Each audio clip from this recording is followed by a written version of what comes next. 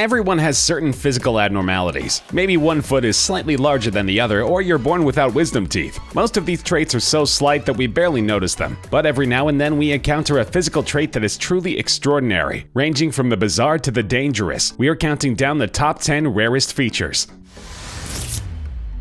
The heart is one of the most important parts of the human circulatory system. It provides the body with oxygen and nutrients, as well as assisting in the removal of metabolic wastes. In humans, the heart is located between the lungs, in the left compartment of the chest. But in rare cases, the heart can exist on the right side of the human body. It is actually a rare congenital condition called dextrocardia. This condition has different levels of severity. In the milder form known as embryonic arrest, the heart is simply placed a little off-center within the torso. But in the case of situs inversus, the heart appears like a mirror image of a normal human thorax, pushed far to the right side of the body. There's nothing inherently dangerous about this condition, but it is commonly associated with other birth defects that can often lead to serious health problems later in life. If an individual does not have additional health defects, the only risk arises when CPR is performed on the wrong side of the body, sometimes leading to internal damage and bleeding. Unsurprisingly, this condition is extremely uncommon, with just 1 in every 12,019 babies developing dextrocardia.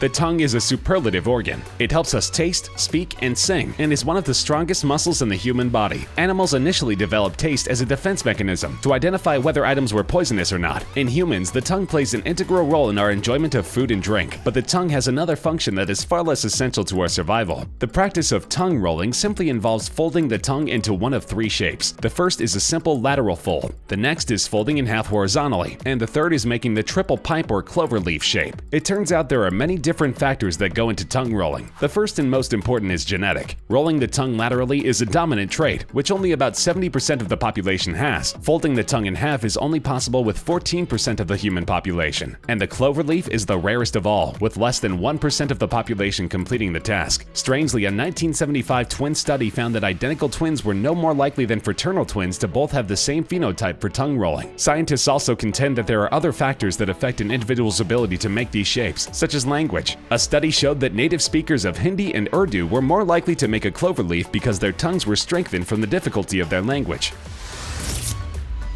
Touching your elbow with your tongue is an extremely rare ability. If you can pull it off, you'll have a party trick for the rest of your life. But if not, you're in the majority. Less than 1% of the human population can successfully touch their elbow with their tongue. Unlike tongue folding, there's no genetic basis for this ability. It all has to do with the proportion of your body and the length of your tongue. To be specific, the feat requires some combination of a short upper arm and an extremely long tongue. Some contend that with enough practice and exercises, an individual can become flexible enough to lick their own elbow. But much of the resistance is not muscular. Instead, it comes from our own bones reaching a limit in the shoulder socket. So no matter how flexible you become, it will be next to impossible to overcome this limitation. However, if you're really motivated, there are proven examples of people teaching themselves to lick their elbows. Of course, there are probably better uses of time, but don't let that discourage you.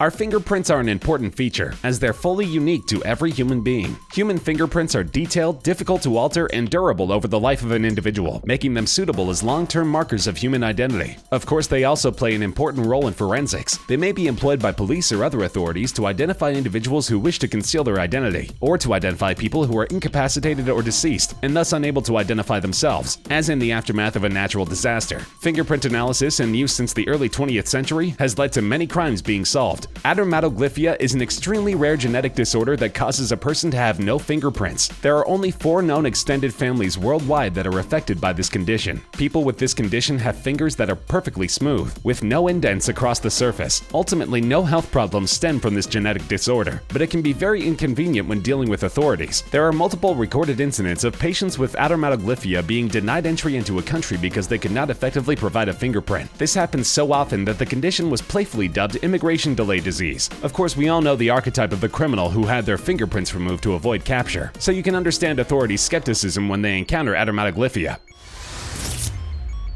Eyelashes are a classical symbol for beauty. It's especially associated with Western ideals of femininity. Their initial purpose was to keep dust and dirt out of the human eye, much like the whiskers on a cat or mouse. In fact, they are made from identical material, but over time, longer eyelashes became a demarcation of physical beauty. As far back as the Bronze Age in ancient Egypt, forms of mascara were used to elongate the eyelash and create an artificial extension. This practice remains common to this day. But certain humans and animals have a genetic mutation called dysticia. It causes eyelashes to grow from a different part of the eyelid. eyelid, closer to the eye, and sometimes on the tear gland. It's common in several types of dogs, such as the Pekingese, Cocker Spaniel, Bulldog, and Poodle. Some believe that it's the result of overbreeding dogs into an unnatural state. Because the lashes are usually soft, the condition doesn't pose a huge threat. But in certain cases, the lashes can cause eye irritation or even corneal damage. Treatment options include manual removal, electrolysis, electrocutery, cryotherapy, and surgery. We all know that the colors we see represent a tiny fraction of the total colors available in the spectrum of light. The electromagnetic spectrum includes everything from gamma rays, X-rays, and ultraviolet light to infrared light, microwaves, and radio waves. Of this spectrum, humans can only turn a minuscule percentage into meaningful data for our brains to process. But it turns out even within the visible spectrum, the average human is missing out on a huge number of colors. That's because most humans rely on something called trichromatic color vision. To put it simply, our eyes perceive three primary colors: blue, green, and red, and all other colors are simply a blending of these three. But there are some individuals with a condition called tetrachromacy. This means that their eyes can perceive a fourth primary color, and all the variations on that color as it blends with the rest of the visible spectrum. Just like trying to describe a color to someone who is colorblind, it's impossible to know what this fourth primary color looks like. Apparently, at one point, almost all mammals saw in four primary colors, but over time it was reduced to either 3 or 2. Though we don't need it for survival, it would be pretty cool to experience this fourth spectrum.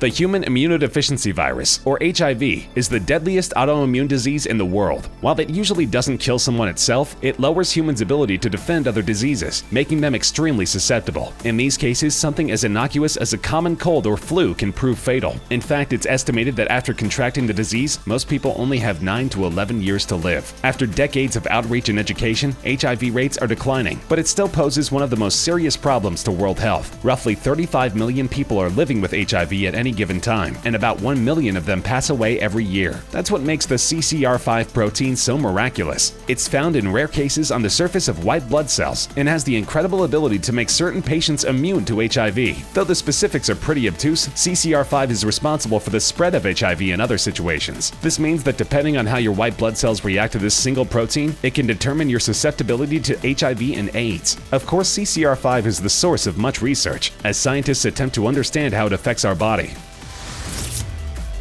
This is another example of a genetic mutation with a hugely beneficial impact. It involves the body's reaction to cholesterol, which is somewhat complicated. Many people associate cholesterol with reading food labeling. They assume that all cholesterol is bad and avoid it like the plague. But the truth is, cholesterol is a fatty substance called a lipid, and we need it to survive. The two main types of lipoprotein are high-density lipoprotein, or HDL, which carries cholesterol away from the cells and back to the liver, where it's either broken down or passed out of the body as a waste product. For this reason, HDL is referred to as good cholesterol. And low-density lipoprotein, or LDL, which carries cholesterol to the cells that need it. But if there's too much cholesterol for the cells to use, it can build up in the artery walls, leading to disease of the arteries. For this reason, LDL is known as bad cholesterol. But there is a rare enzyme known as PCSK9, which can cleanse the body of virtually all LDL. People who are lucky enough to have this enzyme are unlikely to have heart disease, obesity, or strokes. Of course, PCSK9 is at the center of much medical research.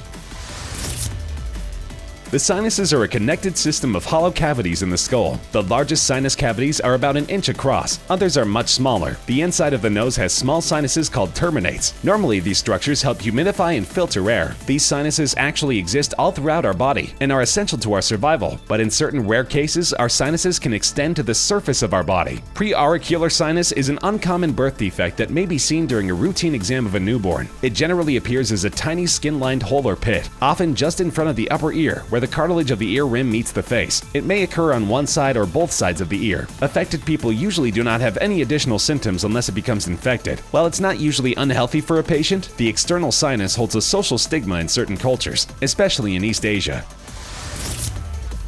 As we mentioned earlier on this countdown, our blood is the most essential part of our circulatory system. Red blood cells carry oxygen to all the cells and tissues in our body. If we lose a lot of blood in surgery or an accident, we need more of it, fast. Hence the hundreds of millions of people flowing through blood donation centers across the world, and the thousands of vehicles transporting bags of blood to processing centers and hospitals. Without getting too deep into specifics, different types of blood have different antigens. These antigens can cause a blood recipient to have a bad reaction when new blood is introduced to their body. Of the handful of major blood types, types, there's only one, O negative, that is considered the universal donor. But with this said, different individuals with O negative still have a host of antigens that can make their blood hostile to recipients. But there is one subgroup of blood called the Rarest blood group that is compatible with 99.99% of all blood types. It's nicknamed golden blood, as it's so valuable to patients across the world.